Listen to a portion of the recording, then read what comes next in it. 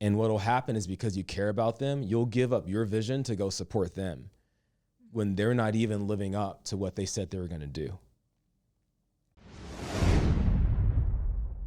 Tell me, please, the advice for me and for everybody, how to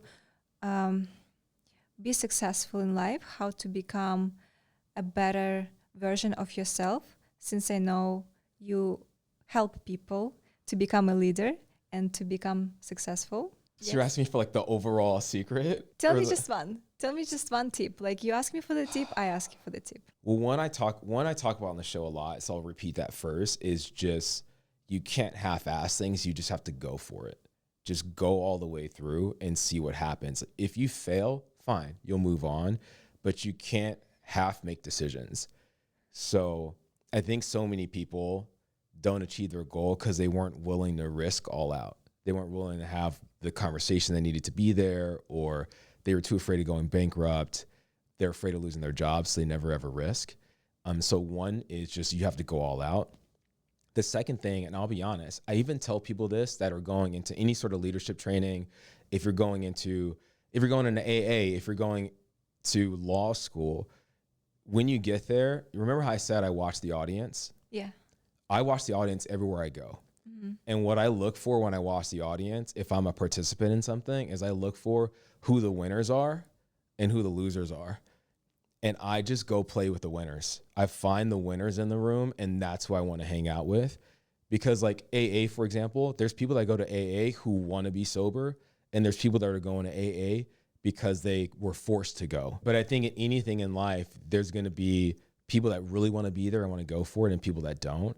And you're better at this than you might even realize, but you want to hang out with the people that are really going for it.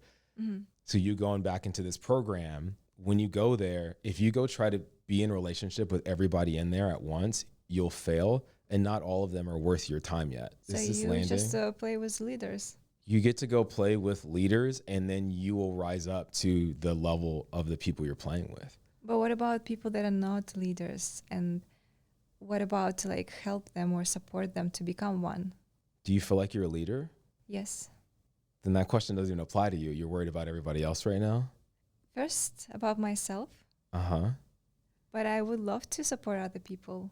I see the leader in everyone. It just doesn't mean that they're willing to risk at that level. So first they get to go play at the highest level that they're capable of, and then surround them with other people playing at their highest level. Mm-hmm. And then they'll just consistently move up. It's the same thing you said. You can't go hold your breath for 4 minutes right now. Yeah. Most of us. But hold it as long as you can, and then surround yourself by other people that are also holding their breath as long as they can. And then you'll move up.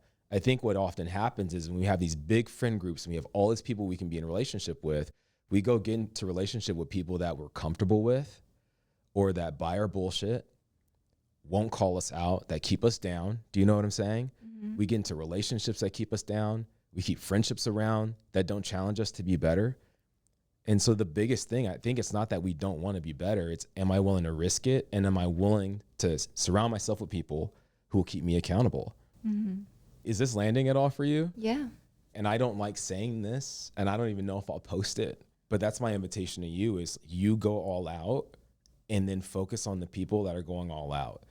And then if you do that for 5 weeks and you're crushing it, then give me a call and I'll talk to you about now how to support everyone who's not going all out.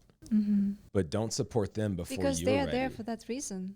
They are. Like people who don't need it, they don't go there. They are. Right, they are. But they have to show up first.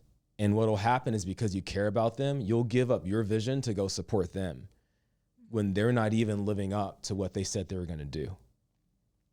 I'm meeting you in like a hard coaching conversation right now because this is where I see so many people get it wrong. I feel like you changed.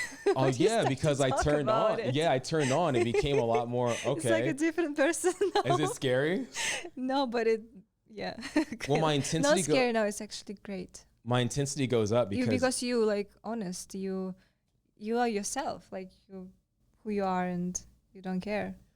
Like you're saying your vision. What's interesting is all of this is part of me. I've been my authentic self this entire time, but you're asking me something. You're now asking me for coaching.